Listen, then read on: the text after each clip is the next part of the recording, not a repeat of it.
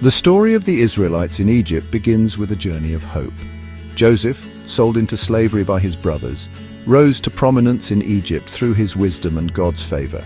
He rescued Egypt from famine, and in gratitude, Pharaoh invited Joseph's family, the Israelites, to settle in the fertile land of Goshen. In Goshen, the Israelites thrived.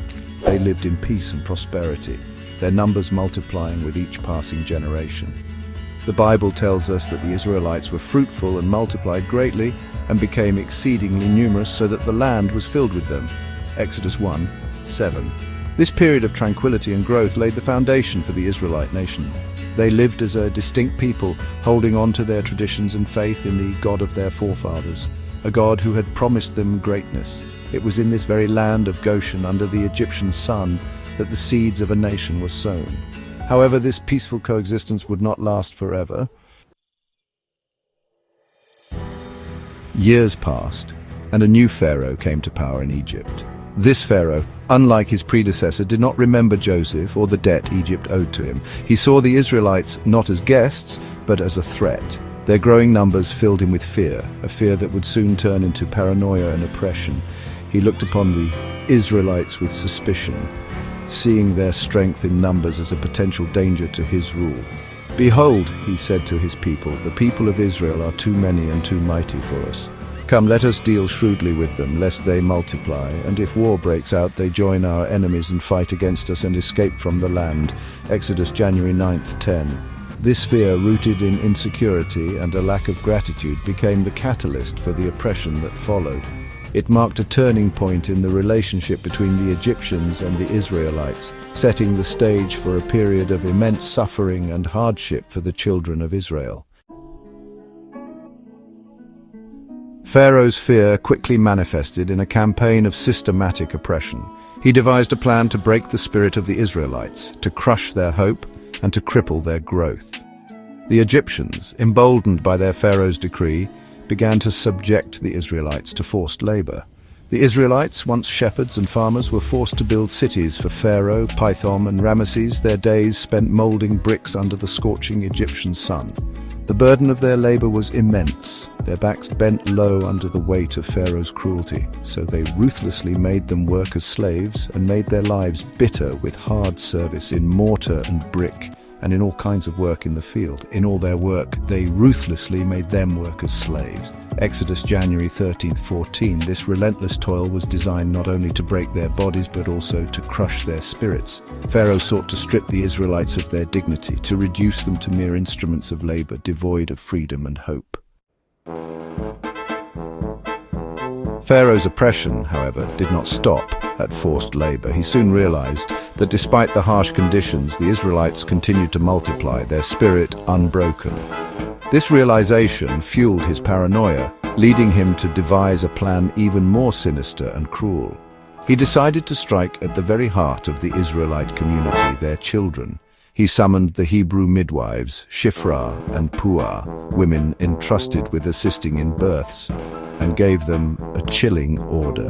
"When you serve as midwife to the Hebrew women and see them on the birth stool, if it is a son, you shall kill him, but if it is a daughter, she shall live." Exodus 1:16. This chilling decree, aimed at the most vulnerable, exposed the depths of Pharaoh's cruelty. Section 5. Defiance in the face of cruelty, the midwives' courage. The midwives, Shiphrah and Puah, were faced with an impossible choice: obey Pharaoh and become complicit in the murder of innocents, or disobey and face the consequences of the king's wrath. Their hearts filled with compassion and their conscience bound by a higher law, they chose to defy Pharaoh's inhumane order. These women, risking their own lives, chose to stand up for life, for justice, and for the God they served. They feared God more than they feared Pharaoh. When questioned by Pharaoh about the Hebrew baby boys still being born, they bravely lied, saying, "Because the Hebrew women are not like the Egyptian women, for they are vigorous and give birth before the midwife comes to them." Exodus 1:19. Their act of defiance, a testament to their courage and faith, served as a beacon of hope in the face of overwhelming darkness. It was a powerful reminder that even in the darkest of times, even under the tyranny of a ruthless ruler, the human spirit, guided by conscience and faith, could rise to challenge injustice. Section 6, Desperation and Death. The Nile becomes a tomb. Pharaoh, enraged by the midwives' defiance and the continued growth of the Israelite population, decided to take matters into his own hands. He abandoned all pretense of justice and issued an even more horrifying decree, one that would cast a long shadow of grief over the land of Egypt. He commanded his people, "Every son that is born to the Hebrews you shall cast into the Nile, but you shall let every daughter live." The Nile, the lifeblood of Egypt, was now to become a watery grave for innocent infants.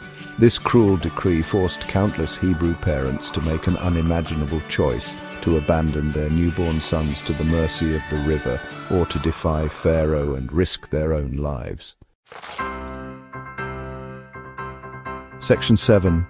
A God who remembers protection amidst persecution. Despite Pharaoh's relentless cruelty, God saw the suffering of his people. He heard their cries, he felt their pain, and he would not abandon them. Even in the midst of unimaginable despair, God's providence was at work, a testament to his unwavering faithfulness to his promises. The story of Moses, set adrift in the Nile by his desperate mother, is a testament to God's protecting hand. Found by Pharaoh's daughter, ironically, Moses was raised in the very palace that sought to destroy him. This divine irony, a testament to God's sovereign plan, ensured that Moses, the future deliverer of Israel, would grow strong and be educated, prepared for the role God had chosen for him. Section 8. A promise whispered, hope on the horizon.